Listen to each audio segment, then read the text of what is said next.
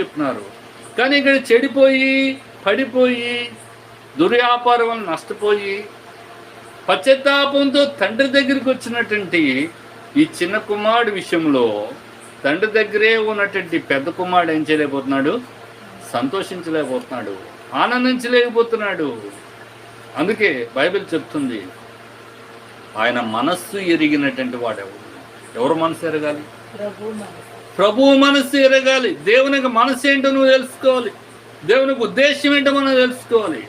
పుట్టినే మన లేబుల్స్ పెట్టుకుంటాం కాదు, క్రైస్తవులు మనం చెప్పుకుంటాం కాదు, మనం ఏదో బ్రతుకుతున్నామని చెప్పుకోవటం కాదు, కానీ తండ్రి ఇష్టానుసారంగా నడవాలి. అందుకని ఇక్కడ గమనించినట్లయితే గొప్ప కార్యాలు జరుగుతూనుంటే, గొప్ప గొప్ప కార్యాలు జరుగుతూనుంటే సంతోషించలేనటువంటి మనస్సు మనలో ఉంటూ ఉంటుంది.